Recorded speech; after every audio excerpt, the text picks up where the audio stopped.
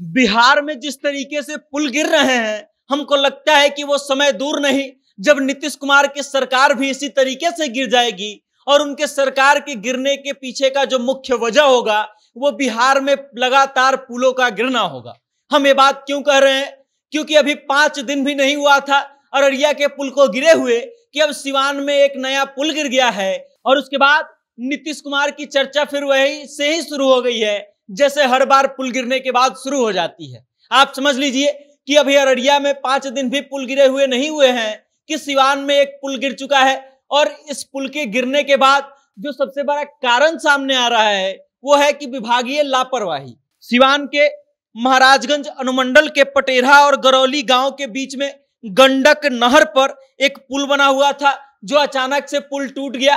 पुल टूटने का live video भी रिकॉर्डेड है और सोशल मीडिया पर वायरल हो रहा है। इस वीडियो में साफ साफ देखा जा रहा है कि कैसे पुल का एक पिलर पहले नीचे धंसता है और उसके बाद पुल धराशायी हो जाता है।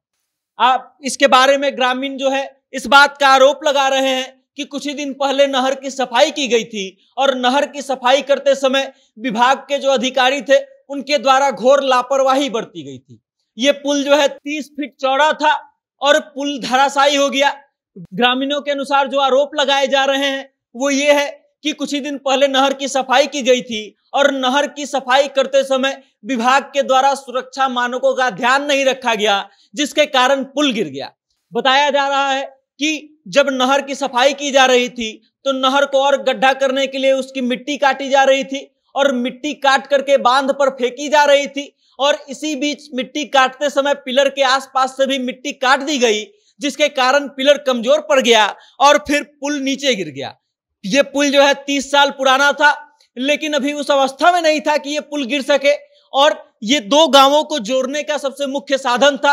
अब जब से ये पुल गिर गई है उन दोनों गांवों का आपस में जुड़ने के लिए यातायात का जो साधन है वो मिट चुका है और लोग न तो एक गांव से दूसरे गांव जा पा रहे हैं और ना लोग अपने खेतों में जा पा रहे हैं। आप समझ लीजिए कि ये पुल जिस तरीके से गिरा है उस तरीके से हमको लगता है कि बिहार में नीतीश कुमार की सरकार भी कभी गिर जाएगी, क्योंकि कभी निर्माणाधीन पुल गिर जाता है और कभी कभी जो है अच्छा खासा पुल गिर जाता है क्योंकि घोर लापरवाही बरती जाती है। इस पर ग्रामीण गुस्से में भी है क्योंकि शनिवार की सुबह यानी कि आज सुबह पुल गिरा है लेकिन अभी तक कोई भी अधिकारी जो है उस पुल को देखने तक नहीं आया है, उस पुल का निरीक्षण करने तक नहीं आया है और इस कारण से ग्रामीण जो है काफी गुस्से में है।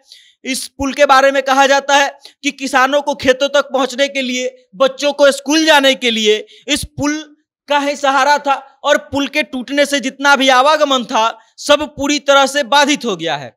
कोई भी अधिकारी अभी तक नहीं पहुंचे हैं, किसी से संपर्क नहीं हो पाया है और इस कारण से इस मुद्दे पर प्रशासन को तुरंत संज्ञान लेना चाहिए, ऐसा ग्रामीणों का कहना है। लेकिन आप समझ लीजिए कि बिहार में पुल गिरना कुछ नई बात नहीं है, लगातार पुल गिरते रहते हैं और जब पुल गिरता है तो सरकार का जवाब जो आता है कि हम इसकी जांच कर रहे हैं। आखिर ये जांच कब तक होने वाली है और कब तक हमारे और आपके टैक्स के पैसों की बर्बादी होने वाली है? आप समझ लीजिए कि नीतीश कुमार की सरकार में लगातार पुल गिरते हैं। अभी 5 दिन भी नहीं हुआ था जब अररिया का निर्माणाधीन पुल जो है गिर गया था जिसका कुछ दिनों बाद उद्घाटन होना था और उद्घाटन से पहले धराशायी हो गया। आप समझ लीजिए कि अगर उस पुल का उद्घाटन हो जाता, उस पर यातायात शुरू हो जाता और तब वो पुल गिरता तो कितना नुकसान होता।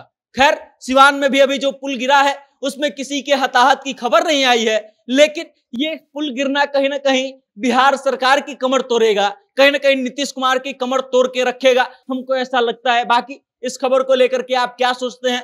सिवान के इस पुल को लेकर के आपकी क्या राय है? और बिहार में लगातार गिर रहे पुलों के बारे में आप क्या सोचते हैं? अपनी राय कमेंट के माध्यम से हम तक जरूर भेजिएगा और देखते रहिएगा जनता जंक्शन। बहुत बहुत धन्यवाद।